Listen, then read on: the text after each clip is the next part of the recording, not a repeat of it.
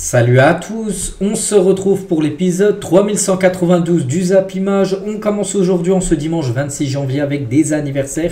Et on commence tout d'abord avec le défenseur de l'Olympique de Marseille, Leonardo Balerdi. Il fête aujourd'hui ses 26 ans, bon anniversaire à lui.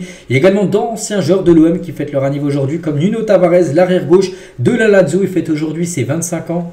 Et aussi Florian Thauvin, ancien Marseillais également. Il fête aujourd'hui ses 32 ans, le joueur du Udinese. Et également l'avant-centre Wang, l'attaquant sud-coréen de Wolverhampton. Il fête aujourd'hui ses 29 ans. On continue cette fois-ci le programme du jour en ce dimanche. Beaucoup de football. Tout d'abord en Allemagne, par exemple, le déplacement de Francfort du côté de Hoffenheim cet après-midi à 15h30 du côté de la Première Ligue. On peut voir Manchester United qui se déplace à Fulham. Tottenham recevra l'équipe de Leicester du côté de la Liga. Bilbao reçoit l'équipe de Leganés. Girone va du côté du Rayo Vallecano en début d'après-midi. Et le Barça ce soir reçoit l'équipe de Valence en Liga. N'oubliez pas que les deux équipes s'affronteront de nouveau dans une dizaine de jours. Pas ce jeudi là qu'arrive, parce qu'il y a la Ligue des Champions mercredi pour le Barça. Mais le jeudi d'après, ça sera en Coupe du Roi, ça sera Mestalla. Ça sera les quarts de finale de cette compétition. Du côté de l'Italie, l'AC Milan contre Parma. C'est à 12h30. L'Inter se déplace à Lecce tout à l'heure à 18h. La Lazio contre la Fiorentina ce soir à 20h45 en Ligue 1. Grosse journée de football également. Lens-Angers à 17h15. Lyon se déplace à Nantes avec Anthony Lopez, le gardien de Nantes, qui va gauler contre son ancien club Lyon. Et ce soir, le gros match à Nice, bien sûr, contre l'Olympique de Marseille. Et également quelques matchs du côté du championnat saoudien avec l'équipe de Cristiano Ronaldo Al Nasser qui reçoit l'équipe de Al Fateh ce soir à 18h. Donc on parlera bien sûr de tous ces résultats demain lundi. On continue les gars, on va parler de ce joueur. Il s'agit de Riqui Puig, ancien joueur du FC Barcelone. Il est parti au Los Angeles Galaxy. Et il s'est fait les ligaments croisés depuis là, quelques semaines. Il a partagé une mise à jour sur le processus de sa rééducation de son genou. On peut voir surtout voilà, sur la photo de gauche, là, regardez, sa jambe. Lui, à gauche, les gars, il est très musclé. Sa jambe de droite, où il s'est fait les ligaments croisés. Regardez comme la perte de muscles qu'il a eu. C'est fou. En l'espace de 2 mois, il a eu cette blessure en novembre dernier. Donc, voilà. Maintenant, toujours rééducation. Il devrait revenir d'ici, il lui manque encore au moins 7-8 mois pour revenir à la compétition. Il lui souhaite un bon rétablissement à Riqui Puig. On va parler de Bradley Barcola. Été surpris, et le mot est faible, de l'arrivée de Kvaratskhelia du côté du PSG. Parce que lui se dit, moi, je suis lié gauche. Alors, il y a déjà Désiré Doué qui est en concurrence avec lui au poste d'ailier gauche du côté du PSG. Et maintenant, il y a Kvaratskhelia qui est pour moi un ailier gauche, même s'il pourrait être utilisé à droite, pourrait être utilisé aussi en faux numéro 9. Mais voilà, pour Barcola, ça a été une grosse surprise. Voilà, l'arrivée comme de Kvaratskhelia du côté du Paris Saint-Germain et surtout vu qu'il joue dans la même zone que lui. Hansi Flick a confié à Ansu Fati qu'il redeviendrait un joueur important du Barça s'il joue comme il s'entraîne. Le problème avec Ansu Fati, c'est qu'il fait des entraînements super. Mais en match, bon déjà en match il joue très peu, donc c'est compliqué de le voir jouer. Mais le bout de match qu'on a pu le voir jouer là depuis le début de saison, et ben voilà, c'est plutôt moyen. Il a du mal à reproduire ce qu'il fait à l'entraînement. Et ben le reproduire en match en plus, il a eu pas mal de blessures, ce qui est compliqué à garder le rythme. Donc Fati est convaincu qu'il finira par triompher du côté du Barça. Donc lui le joueur, toujours en tête les gars, il veut pas quitter le Barça. Il veut réussir du côté du FC Barcelone, même si bon, Flick lui a confié qu'il pourrait jouer s'il retrouvait son niveau, mais Laporta lui aurait préféré qu'il parte. Donc on veut revoir le Ansu Fati de 2020, bien sûr. Donc il était un joueur exceptionnel, c'était la relève. Il avait même le numéro, il a toujours le numéro 10 dans le dos du côté du Barça. Pour dire, le maillot est lourd, le numéro 10, l'ancien numéro de Messi, mais c'est vrai qu'il a beaucoup de mal. C'est vrai qu'il y a eu aussi beaucoup de blessures qu'on touché. Ansu Fati, on lui souhaite retrouver la forme qu'il avait dans le passé. On va parler de Maxime Lopez, serait ravi de voir plutôt débarquer Jonathan Ikoné au Paris FC, donc c'est un joueur de la Fiorentina. Et on a parlé il y a quelques jours les gars que le Paris FC était intéressé par le joueur français. Et j'en ai parlé avec lui. Voilà, Maxime Lopez a contacté Jonathan Ikoné sur, j'en sais rien, sur Instagram peut-être, pour parler avec lui peut-être d'une arrivée de Ikoné du côté du Paris FC en deuxième division française. Regardez le compte de Leganés, donc une équipe espagnole qui joue aujourd'hui, mais ils ont envoyé un petit message au Benfica et au Bayer Leverkusen. Donc salut Benfica et Bayer Leverkusen, dites-moi si vous avez besoin de quelque chose. Leganés bombe le torse après avoir battu le Barça et l'Atlético cette saison. C'est qu'ils ont battu le Barcelone chez eux, au Barça 1-0. Ils ont battu l'Atlético Madrid le week-end dernier 1-0. Et par exemple, le Barça a battu le Benfica et l'Atlético a battu le Leverkusen. C'est pour ça les deux équipes qui ont perdu contre le Barça et l'Atlético. Donc Benfica et le Leverkusen, ils ont demandé, les Leganés leur demandent s'ils ont besoin d'avoir des conseils pour comment savoir battre le FC Barcelone. Dans une interview aux médias australiens Optusport, hein, Adebayor a assuré ne pas regretter sa célébration devant les supporters d'Arsenal, son ancien club, alors qu'il portait les couleurs de Manchester City en 2009. Hein. Donc qu'est-ce qui s'était passé lors de ce jour-là? Parce que peut-être vous vous souvenez pas, peut-être il y en a qui se souviennent. En gros, il marquait. Donc là, il marquait avec City contre son ancien club d'Arsenal. Donc des fois, quand il y a des joueurs qui marquent contre leur ancien club, un signe de respect, ils font pas de célébration, donc lui, énorme célébration. Donc déjà, il est marqué sur le côté des buts. Alors, si vous regardez un match de foot à la télé, il est marqué sur le côté gauche. Il a traversé tout le terrain pour aller célébrer ce côté droit, parce que derrière le but à droite, il y avait les supporters d'Arsenal. Et il est parti comme ça, en faisant cette grosse célébration de chambrage, hein, devant les supporters d'Arsenal, où il jouait il y a encore quelques mois. Donc je ne regrette pas, hein, cette célébration. Emmanuel Adebayor. On continue, on va parler de Jürgen Klopp. Hein. Actuellement, bon, il travaille dans le groupe Red Bull. Hein, et Prime Video diffusera le 28 février prochain, là, dans un mois, un documentaire sur Jürgen Klopp et sa carrière à Liverpool. Hein. Voilà, incroyable. Donc la bande-annonce vient d'être dévoilée. Donc voilà, ça sortira le mois prochain sur Jürgen Klopp. Il a été filmé là ces derniers mois. La nouvelle Coupe d'Oriol, Romu, ancien joueur du FC Barcelone, il est retourné à Girona, hein, l'été dernier. Donc il s'est fait une coupe de cheveux un peu inédite. Hein. Le milieu espagnol, hein, et toujours tiens avec les coupes de cheveux. Là, c'est pas une coupe, là c'est plutôt un tatouage. On a l'impression que c'est une coupe, mais c'est plutôt du noir de tatouage, on va dire. Les tatouages impressionnants sur le crâne de Kennedy, l'ancien joueur de Chelsea. Donc voilà, concernant ce joueur qui joue maintenant, je sais plus où. Voilà, ce joueur Kennedy, je me souviens très bien de lui. On va parler de Enzo Sternal, qui est un joueur de l'OM. Il a été transféré il y a une dizaine de jours du côté de Anderlecht, hein, et on ne connaissait pas le prix du transfert. Et du coup, le montant du transfert d'Enzo Sternal à Anderlecht est de 500 000 euros plus 500 000 euros de bonus, en gros 1 million. Bonus inclus le transfert du joueur. Donc l'OM dispose aussi d'un pourcentage à la revente de 50%. Hein, en gros, s'il est vendu 10 millions d'euros, je sais rien, à l'AS Roma dans 3 ans. À Marseille, il recevra 5 millions d'euros en plus. Hein, mais dégressif si le montant de la vente atteint certains paliers. Voilà, en gros, le montant et le contrat et voilà, le transfert, hein, de Sternal. Pourtant, il avait signé son premier contrat pro l'été dernier du côté de Marseille. On continue, on va parler de West Ham, les gars, qui est proche de boucler l'arrivée de Bryan Brobey en prêt. Voilà, ce joueur, les gars, de l'Ajax pourrait débarquer du côté de l'équipe de West Ham. Une arrivée officielle du côté de Strasbourg, c'est Andrew Homo Bamidele est prêté à Strasbourg. Je ne cache pas, je ne connais pas le joueur. Bon, je sais qu'il est ivoirien parce que je vois le drapeau de la Côte d'Ivoire. Donc prêt jusqu'à la fin de saison sans option d'achat concernant ce joueur. Je ne sais même pas s'il est attaquant ou défenseur, j'en sais rien. Voilà, peut-être qu'il y en a qui le connaissent. Donc il vient de débarquer du côté de Strasbourg. Tiens, on revient sur Enzo Sternal parce qu'en gros, j'aurais dû mettre la photo juste après. Voilà, ça aurait été mieux. Hein. Enzo Sternal justifie son choix de quitter l'OM, hein, pour Anderlecht. Il a dit: le projet m'a intéressé en général. C'est un club qui forme beaucoup de jeunes, hein, qui les fait jouer et leur permet de bien progresser, les polir. En gros, c'est un club qui aime le foot, hein, qui joue bien et qui a de bonnes installations. Ça m'a motivé à venir ici. Voilà en gros pourquoi il a quitté Marseille. Il n'avait pas tant de jeu pour rejoindre la Belgique. Raymond Domenech sur Yoann Gourcuff, hein, quel gâchis. Hein. Donc un soir après le premier match de Coupe du Monde 2010, hein, contre l'Uruguay, je lui demande, hein, pourquoi tu ne t'es pas imposé, c'est toi le leader. Il me répond un truc symptomatique, hein, vous ne m'avez pas protégé. Voilà ce qu'il avait dit Gourcuff à Raymond Domenech. Donc cette phrase le symbolise, hein.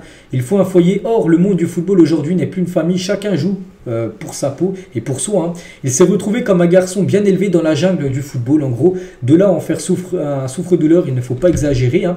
Et c'est que Gourcuff, les gars, en gros, c'est un joueur qui avait un immense talent, mais peut-être trop gentil, trop timide pour le monde du football. En gros, hein. Regarde, Benoît Costil, au sujet du Yoann Gourcuff, il a dit qu'il avait le talent pour évoluer au Real Madrid, donc il a un talent de fou, mais une mentalité pour jouer à Lorient. En gros, il n'avait pas le mental, en gros, pour jouer du côté du Real Madrid, mais il avait le niveau pour jouer du côté du Real Madrid, mais dans la tête, ça ne suivait pas. Nasser, les gars, donc le président du Paris Saint-Germain, il rêve d'un joueur, il rêve de lui, il rêve de Rodrigo. Donc Nasser a un rêve de recruter Rodrigo si une opportunité se présente. Voilà, bon après, hein, bien sûr, c'est cher Rodrigo. Après, est-ce que le joueur a envie de quitter le Real ? Pas sûr, mais voilà, si un jour c'est possible, et ben Nasser fera venir Rodrigo du côté de Paris.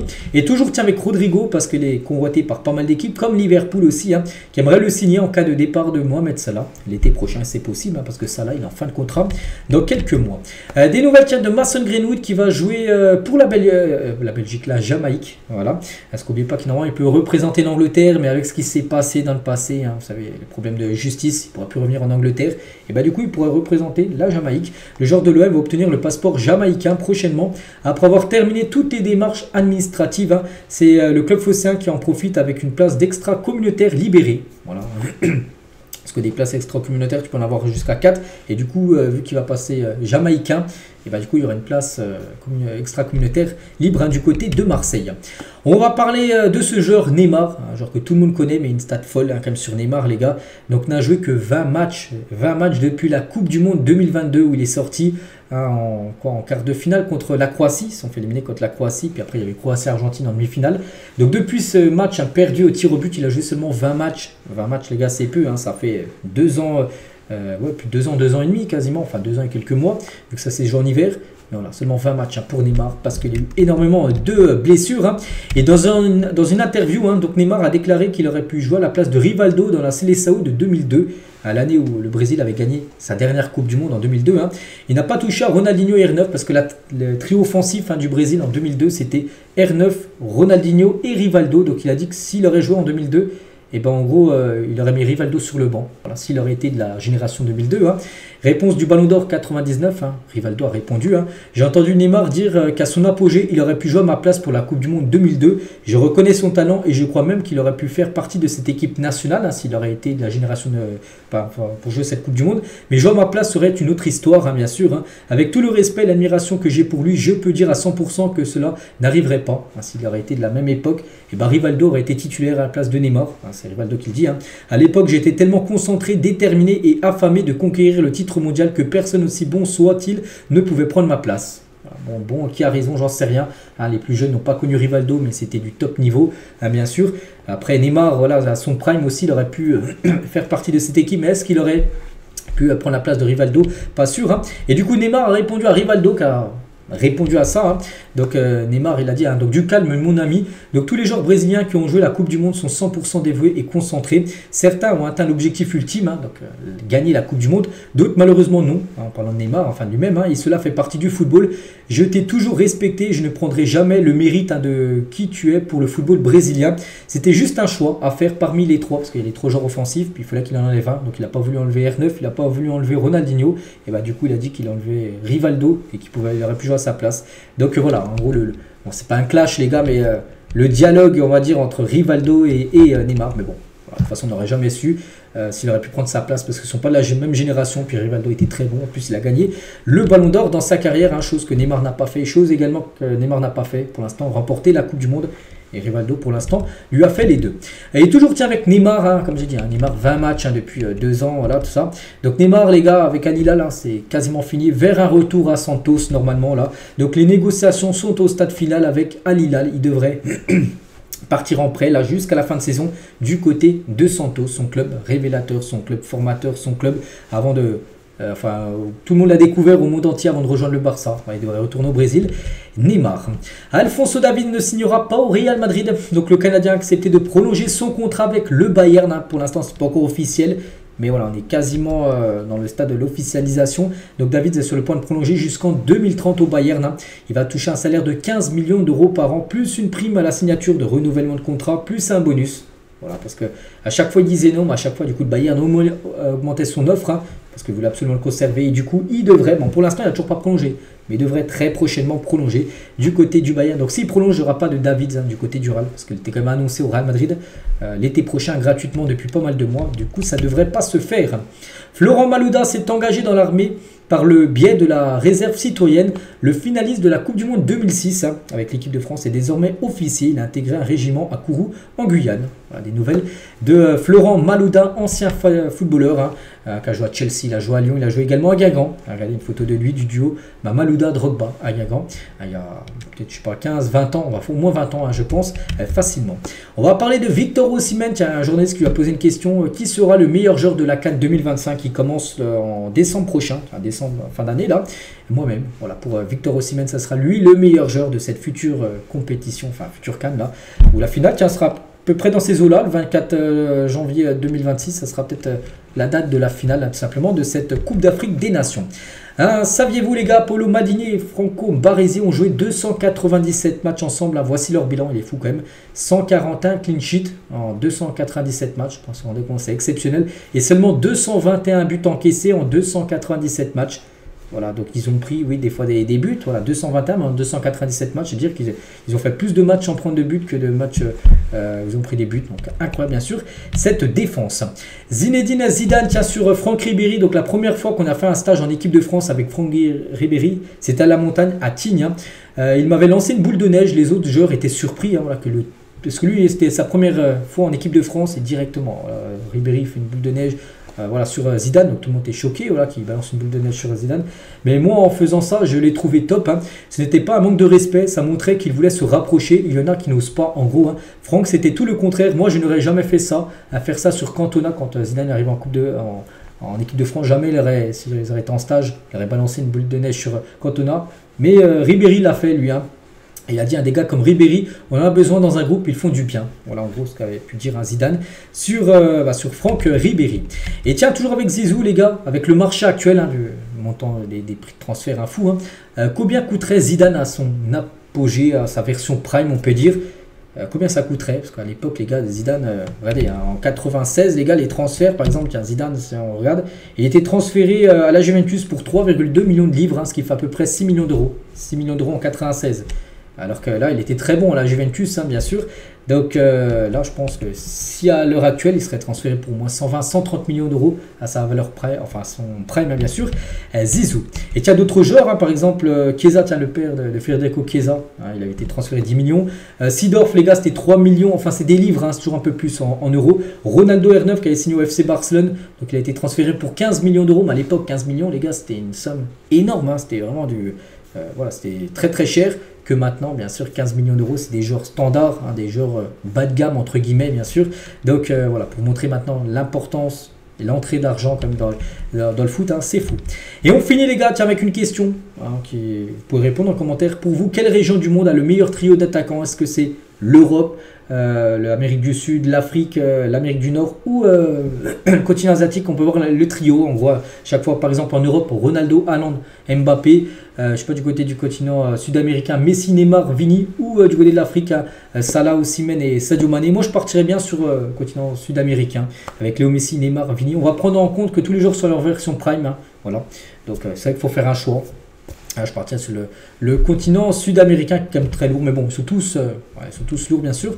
Tous les trios d'attaque, donc voilà les gars ce qu'il y avait à dire aujourd'hui. J'espère que ça vous a plu. On se retrouve demain. Demain on est lundi et demain on va faire le débrief de tout ce qui s'est passé sur ce week-end, hein, bien sûr, sur la planète foot. Allez, je vous souhaite une bonne journée et à demain.